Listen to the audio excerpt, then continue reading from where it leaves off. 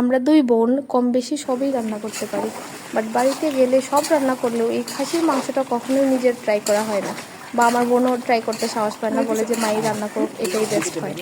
So আজকে share করছি মায়ের হাতের খাসির মাংস। প্রথমে খাসির মাংসটাকে পানি ঝরিয়ে রাখলো, এবার এর মধ্যে লবণ, তেজপাতা, তারপরে হচ্ছে অনেকগুলো কাটা পেঁয়াজ দিয়ে দিল, রসুন দিল।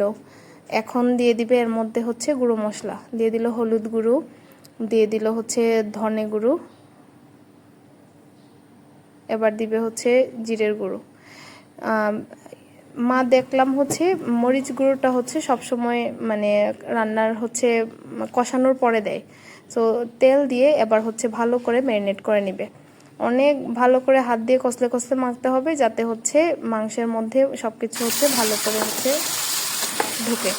এবার আমার মা জননী আমাকে না বলেই হচ্ছে ভিডিও শুরুর আগেই দিয়ে দিল মাংসটা হচ্ছে তেলের মধ্যে গরম মশলা ফোড়ন দিয়ে কষিয়ে নেওয়ার জন্য বসিয়ে দিল। এবার দিয়ে দিল ঢাকনা, ঢাকনা তুলে এবার অনেক জল চলে আসলে এগুলো প্রথমে শুকিয়ে নিতে হবে, তারপরে তেল ছেড়ে আসা পর্যন্ত কষাতে হবে ভালো করে।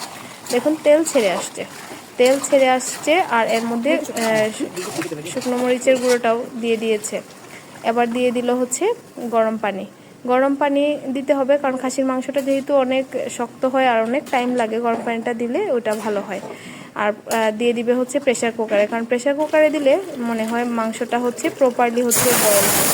এবার 7 থেকে 8 সিটি দিলে নামিয়ে দিয়ে দিবে হচ্ছে ভেজে রাখা আলু, সাথে আলুর সাথে অনেকগুলো গোটা পেঁয়াজও ভেজে রেখেছিল সেটা, আর তারপরে গরম মশলার হচ্ছে বাটা দিয়ে দিল। Thank you for watching, tata.